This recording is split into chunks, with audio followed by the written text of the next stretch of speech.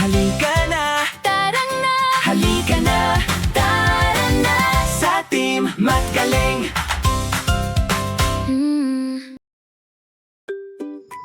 Hi teammates! Welcome to Team Math Galing. I'm Teacher Jade. I'm Teacher Julius, and we are your math teammates. This is the General Mathematics Learning Series where math becomes easier to understand because we connect it to real-life situations. For our first episode, salary versus wage. Kung ikaw ay isang senior high school student o kahit pa anong grade ka at balak mo magtrabaho o magnegosyo in the future, this lesson is definitely for you. Tara, teammates, let's get started. Habang nagbabrowse ako ng job openings online, may dalawang trabaho na agad ang nakakuha ng atensyon ko. Yung una, administrative assistant. Tapos may isa pa, coffee shop crew. Pareho naman sila ng trabaho. Pareho rin namang may bayad. Pero, ano kaya ang pinagkaiba ng salary at wage? Good question, Teacher Julius. Yan ang aalamin natin sa lesson na ito. Tara, let's compare the two job offers and find out kung ano ang pagkakaiba ng salary at wage. Let's examine the two job advertisements. Huwag muna nating isipin kung alin na mas maganda. Let's observe them first. Look at job A, administrative assistant. It pays 25,000 pesos per month. Paano kaya kinocompute ang bayad sa kanya? Ngayon naman, let's look at job B, coffee shop crew.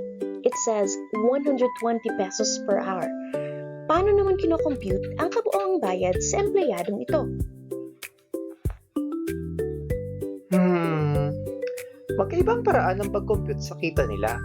Yung isa ay per month o kada buwan, habang yung isa ay per hour o kada oras. Very good. In the next slide, let's discover kung ano ang ibig sabihin ng salary at wage base dito at kung ano ang pagkakaiba nila. Ready na ba kayo? Tara, alamin natin! Ngayon na na-observe na natin ang dalawang trabaho, alamin naman natin kung ano talaga ang ibig sabihin ng salary at wage. Unahin natin ang salary. Ang salary ay fixed amount of pay. Karaniwan itong ibinibigay every month. O di kaya ay semi-monthly o yung tinatawag nating kinsenas katapusan. At hindi ito direktang nakadepende sa bilang ng oras na nagtatrabaho ka. Halimbawa, ang isang teacher, office employee o accountant ay maaaring tumanggap ng regular na monthly salary. Usually, natatanggap nila ito tuwing kinsenas katapusan, pero ang basis talaga ay monthly salary. Hinati lang. Samantala, ang wage ay bayad na nakabase sa oras o araw na nagtrabaho ang isang empleyado. Maaari itong hourly o daily. Kaya, kung mas maraming oras o araw ang ginugol ng isang wage earner sa pagtatrabaho, maaaring mas malaki ang kanyang kita. Karaniwang examples nito ay ang service crew, cashier at part-time worker. Pero tandaan, hindi ibig sabihin na mas maganda agad ang salary kaysa wage, or vice versa. Both are forms of compensation. Ang pangunahing pagkakaiba ay kung paano kinocompute ang kabuuang kita ng empleyado, hindi kung magkano ang kinikita niya. Pero bakit nga ba may mga trabahong salary-based, habang iba naman ay wage-based? Let's find out in the next part. Ngayon naman, balik natin ang sitwasyon.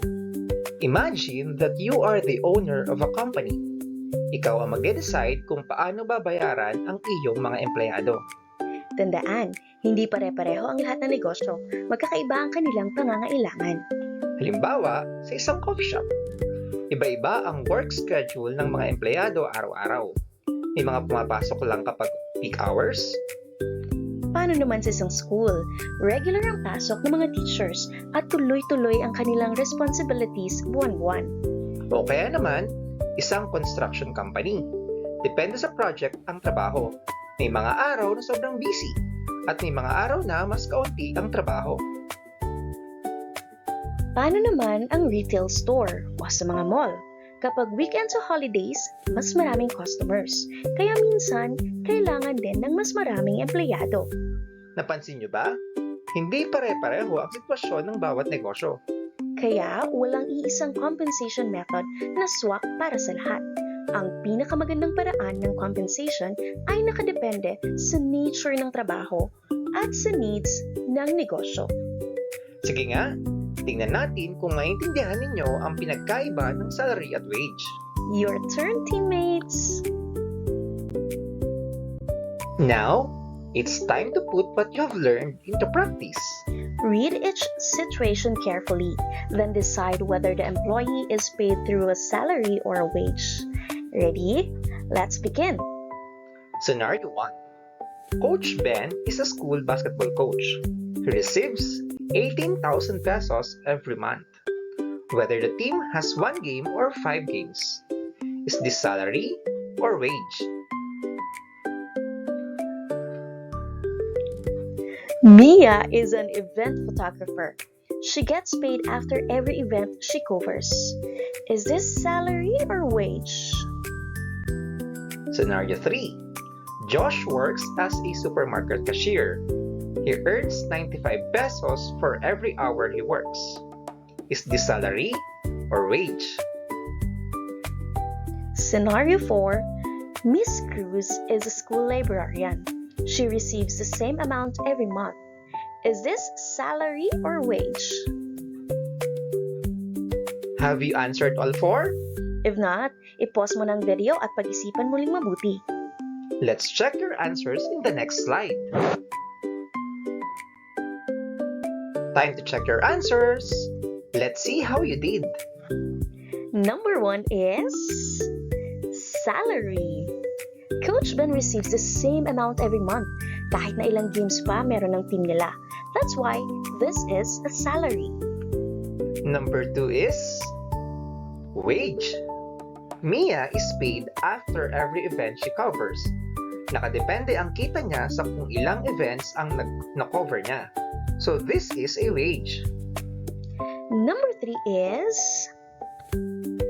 wage. Josh earns 95 pesos for every hour he works. Since his earnings depend on the number of hours worked, this is a wage. Number 4 is salary. Miss Cruz receives the same amount every month. That makes it a salary. O, ilan na nga itama mo? If you got 4 out of 4, excellent job! And if you missed a few, that's okay. Learning takes practice, and every mistake is a chance to improve. Ang importante, alam mo na ngayon ang difference between a salary and a wage. Great job, teammates! Ngayon, alam nyo na ang difference between a salary and a wage. Isang malaking step na yan. Nagsisimula ang lahat sa pag-unawa ng basics. Kapag naiintindihan natin kung paano binabayaran ng isang employee, mas makakagawa tayo ng better career and financial decisions in the future.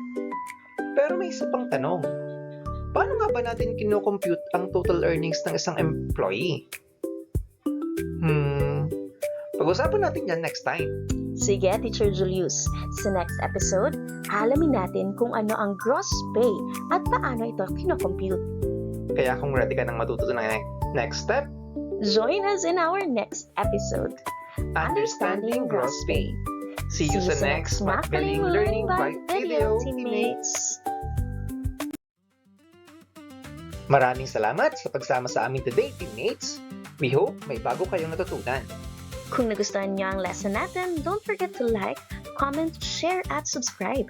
Sa simpleng pag-share ninyo, mas marami pa tayong matutulungan students na maging magaling.